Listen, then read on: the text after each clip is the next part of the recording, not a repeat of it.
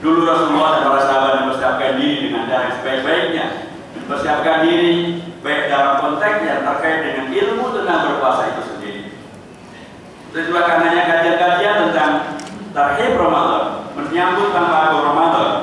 Alhamdulillah pada 2 dekade terakhir di Indonesia cukup ramai digalakan oleh umat di mana-mana. Ada kajian tentang tarhib Ramadan, menyambut bulan Ramadan.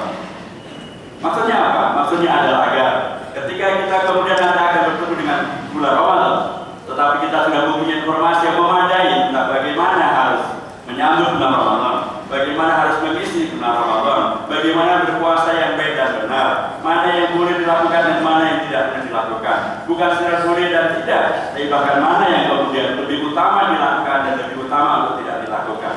Ketika itu kemudian sudah menjadi bagian dari ilmu, menjadi bagian dari laku, menjadi bagian dari yang kita kerjakan sebelum ketika kita akan masuk ke bulan Ramadan, maka insya Allah ketika bulan Ramadan ibarat kita akan nyupir mobil misalnya, maka kita sudah ahli betul dalam hal yang terkait dengan permobilan, bagaimana menyetirinya, bagaimana menjaganya, bagaimana agar selamat di dalam mengendarai mobil.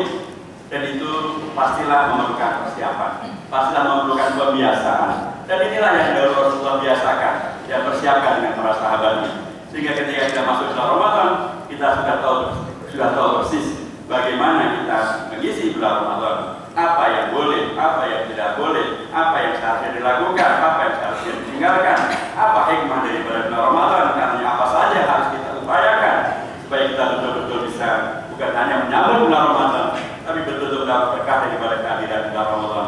Dan itu dimulai dengan ilmu. Karena begitulah segala sesuatu dimulai dengan ilmu. Man arada dunia fa'alaihi bi'ilm, wa man arada al-akhirata fa'alaihi bi'ilm, wa man arada huma fa'alaihi bi'ilm. Siapapun yang ingin mendapatkan sukses di dunia, maka dia harus menguasai ilmu tentang keduniaan itu. Siapa yang ingin sukses di akhirat, maka dia juga harus menguasai ilmu tentang bagaimana bisa menjadi sukses di akhirat nanti. Dan siapa yang ingin sukses di dunia dan di akhirat, maka dia pun juga harus menguasai ilmu tentang dunia dan akhirat itu. Samalah karenanya, siapa yang ingin sukses melaksanakan puasa di bulan Ramadan, maka dia harus menguasai ilmu atau mempelajari ilmu bagaimana menghadirkan bulan Ramadan tahun ini lebih baik, lebih sukses, lebih barokah, lebih takwa daripada bulan Ramadan di tahun yang lalu. Dan itu pastilah harus melalui kajian, pastilah harus melalui pengajian-pengajian, haruslah melalui ilmu tentang bulan Ramadan. Yang kedua tentu adalah lakunya. Apa yang kita lakukan?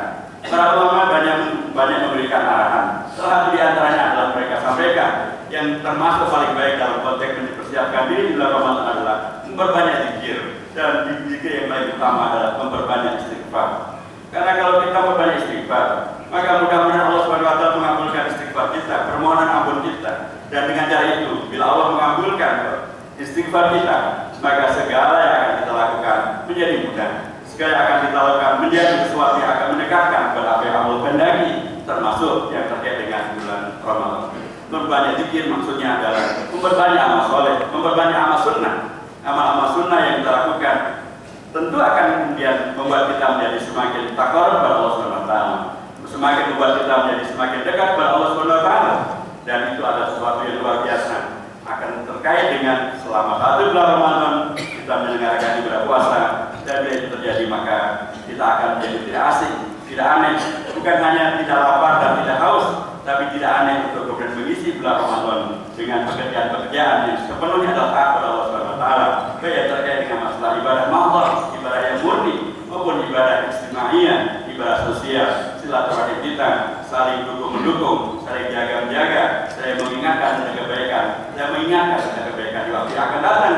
Termasuk dalam konteks ini adalah bagaimana kita menyelamatkan lingkungan kita, masyarakat kita, Jakarta kita dari beragam kondisi yang hari-hari ini sungguh buat kita sangat miris, yang disebut sebagai dekadasi moral, yang disebut sebagai kedaruratan moral maupun juga darurat kejahatan pada perempuan dan anak-anak.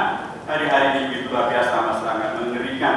Bagaimana mungkin ada 14 anak tanggung dan remaja, bahkan sebagai masih anak-anak SMP, mereka memperkosa seorang anak dan kemudian membunuhnya dan kemudian melemparkan ke jurang.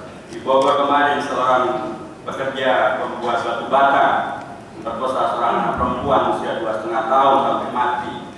Dan bagaimana mungkin di Surabaya didapatkan 12 anak-anak SD dan SMP perempuan usia SMP dicekoi daun dengan miras dan kemudian dilakukan kejahatan. Bagaimana ini bisa terjadi? Ketika kemudian masyarakat kita adalah masyarakat yang religius. Ini semuanya sekali lagi ada sebuah koreksi agar kita semuanya betul-betul menyambut bulan Ramadan ini dan menjadikan bulan Ramadan sebagai bulan yang sunnah, yang merupakan bulan yang memberikan imunitas, yang memberikan pengayoman, yang memberikan perlindungan kepada kita semuanya dari kejahatan-kejahatan semacam ini. Insya Allah kalau amal soleh kita bukan menjadi amal soleh pribadi, tapi amal soleh yang bersifat sosial, menghadirkan masyarakat yang soleh, masyarakat yang saling menjaga, masyarakat yang saling melindungi, maka tidak ada tempat bagi anak-anak untuk melakukan kejahatan pada anak-anak yang lain, apalagi dimulai dengan miras, apalagi dimulai dengan narkoba, dan diakhiri dengan pemerkosaan dan dengan pembunuhan. Itu satu hal yang tidak terbayang bisa terjadi di komunitas yang mempersiapkan diri untuk menghidupi bulan Ramadan. Kita juga dengan pendekatan ini penting juga untuk kemudian mencerdaskan masyarakat agar tidak kemudian kita terjebak pada hal yang bersifat amat sangat dangkal terkait masalah kepemimpinan. Misalnya kadang-kadang muncul ungkapan mana yang lebih baik, pemimpin yang korupsi tetapi santun atau tidak santun tapi tidak korupsi. Tentulah dua-duanya tidak baik. Islam mengajarkan kepada kita bahwa yang paling baik adalah yang santun tapi tidak korupsi. Dan itu amat sangat banyak di Indonesia kita. Masih terlalu banyak pemimpin-pemimpin kita yang santun sekaligus juga tidak korupsi. Inilah bulan Ramadan akan membuat kita mendapatkan pembuktian bahwa pemimpin-pemimpin yang santun, yang tidak korupsi, itu ternyata jumlahnya masih sangat banyak. Dan akan terlihat nanti, bukan hanya pemimpin yang tidak santun tapi tidak korupsi, akan juga terlihat ternyata ada juga pemimpin yang sudah tidak santun tapi juga korupsi juga. Kondisi-kondisi nanti akan terlihat dengan hadirnya bulan Ramadan. Itulah karenanya kita penting untuk mempersiapkan diri dan masyarakat kita agar kemudian tidak terjebak dan menjadi korban dari kejahatan-kejahatan kedaruratan moral maupun dari penanggalan-penanggalan yang membuat kita menjadi bingung atau membuat sebagian menjadi bingung, dan akibat dari kebingungan itu kemudian tidak layak atau tidak mampu untuk berlaku secara layak dan berlaku dengan cara-cara yang menandakan bahwa memang terjadi kedaruratan. Hadirnya bulan Ramadan insya Allah akan menjadi bagian dari yang mengkoreksi kedaruratan ini untuk membalikan umat pada fitrahnya. Akhir Ramadan kita akan kembali pada Idul Fitr. Artinya adalah Ramadan akan membawa kita kepada fitrah, tidak melanjutkan kita dari posisi darurat, apapun nama darurat itu, darurat moral, darurat narkoba, darurat miras dan lain sebagainya. Ramadan akan menjadi bagian dari solusi kalau kita bersiapkan diri dengan sebaik-baiknya. Barakallahu fikum, barakallahu lana fi jum'atina, wallahu ma'akum wa ma'ana. Wa aqulu qouli hadza wa astaghfiru li wa lakum fastaghfiruhu innahu